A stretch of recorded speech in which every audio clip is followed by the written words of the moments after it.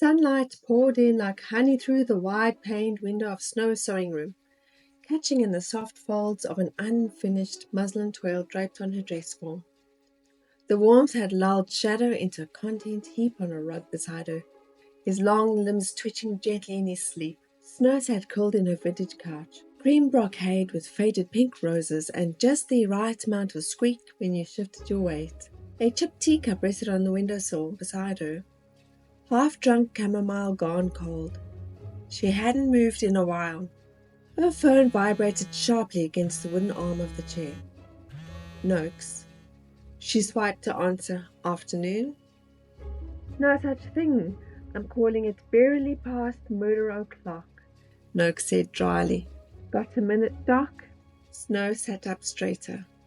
The nickname caught her off guard. A ghost of the woman she used to be whispering into the room. Always.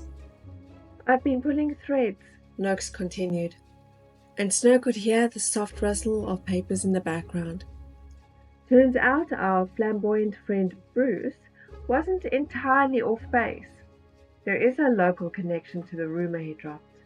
Not international mafia, but still. Snow's brow furrowed. Still what? A local crime family. Very private. You'd know the name if I said it, but I won't over the phone. Used to make their money in construction and in waste management. Then their younger son decides to become a fashion designer. Started small. Now he has a little storefront 2 towns over. Mostly formal wear and pageant dresses. Nothing wildly successful, but he's got cash behind him. Quiet and clean. That is until now. Snow's pulse ticked faster. You think Vera stole from him? Without a doubt. And when she crossed the line, she found out he's not just satin and sequins. There was a pause. I've asked him to come in, Noakes said. Interview's at 4. I want you there, Doc. Just to sit in. Watch him. See if anything twitches. Snow was already standing. What's his name? I'll tell you when you get here. Another pause. Are you okay? Noakes added, voice softening. You've been quiet since the interviews. Snow looked out the window at the slanting sun and the roll of thread beside her teacup. I'm fine, just piecing things together. Well, don't unravel, Doc. Not yet. Snow slipped her phone into the pocket of her cardigan and looked down at Shadow, who was now awake and watching her, ears twitching as if he'd heard every word. Come on, boy, she murmured. Time to get back to work. Later on that afternoon, in the interview room at Buttonhole Bay Police Station. The interrogation room was cool, the overhead fluorescent lights humming like gnats. Snow sat in the back corner beside the wall, her notebook open but untouched. She didn't need to write anything, not yet. Across from Detective Noakes sat Damien Santoro, lean and immaculately dressed in dove-grey trousers and a tailored cream button-up shirt, the sleeves casually rolled up to the elbow in a way that probably took 10 minutes and 2 mirrors to get just right. His hair was styled in soft waves, not a strand out of place. His rings gleamed as he adjusted the cuffs of his shirt. You know, Noakes said, tone mild as she flipped open the folder in front of her, when people say local crime family, most folks picture concrete shoes and cigar smoke. You, Mr. Santoro, are a bit of a departure. Damien smiled politely, the kind of smile that said he had heard worse. I chose a different trade to follow, he said smoothly. The fashion world doesn't run on violence. It runs on ambition, aesthetics, and sometimes intimidation, if we're being honest. Snow tilted her head slightly. His tone was even, unbothered. You said you've had no contact with Vera Valen recently, Noakes prompted. But you did know her. Briefly, Damien said. She admired my work a little too much.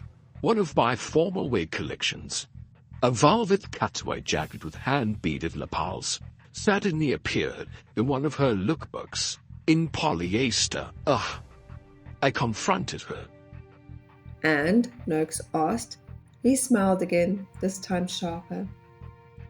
I simply reminded her that not all fashion designers come from gentle stock. She dropped the design, and I never heard from her again. Noakes didn't blink. You threatened her?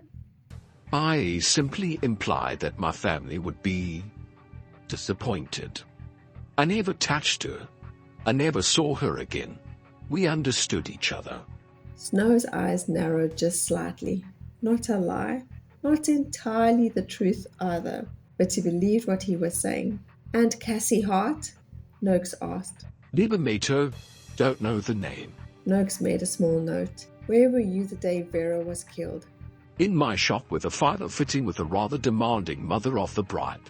I have CCTV and about 6 wine-filled bridal party witnesses who can vouch for my alibi.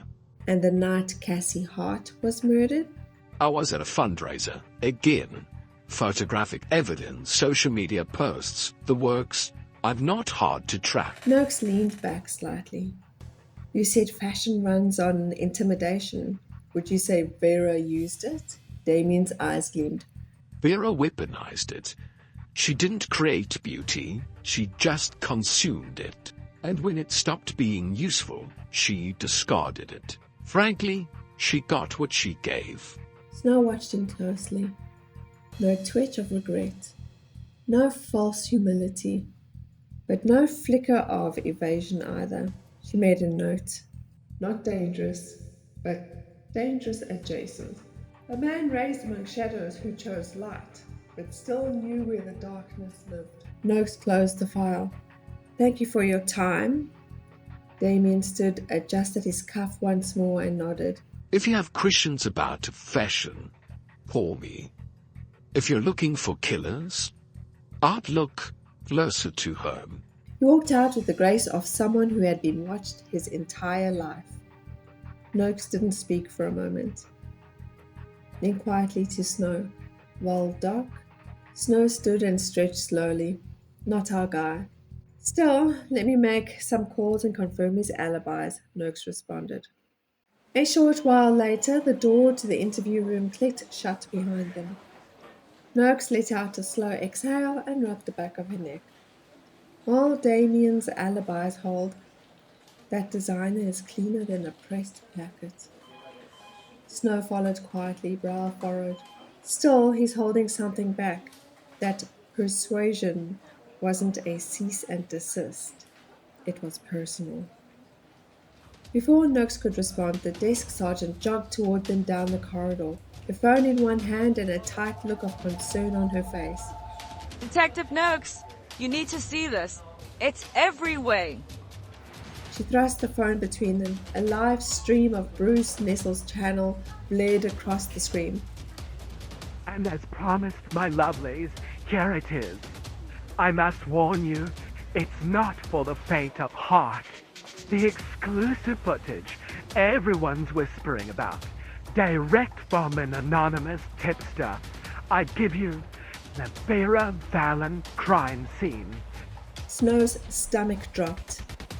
On-screen, dimly lit photos flicked past. Vera's staged pose, the missing thread curled near her hand. A final image paused longer than the others, a close-up of the label in Vera's palm. Needle and Notion Studio. Snow's label, her brand. The comments were brutal. Is this chick Snow Hiver a suspect? WTF, is this a fashion murder mystery? That label was planted right. Justice for Vera. Snow swallowed hard. Her pulse thudded loud in her ears. They wanted the story, she said quietly. So someone gave it to them. Noakes took the phone and killed the volume. Her jaw was locked, her eyes scanning the wave of speculation in the scrolling comments. It wasn't a leak. It was a surgical drop. Someone wanted this scene. Snow nodded once. ice cold. And they timed it perfectly, just when I started digging too deep. Noakes looked over. You know who sent it? Oh, I have a very strong suspicion. She reached for her coat and bag without another word. Noakes raised an eyebrow. Where are you going? Snow paused at the door. We are going to visit a dear friend of mine. Someone with an affinity for rhinestones and reputation management. She glanced back, her voice calm but sharp enough to cut Bias tape. It's time we paid Meryl Wicks a visit.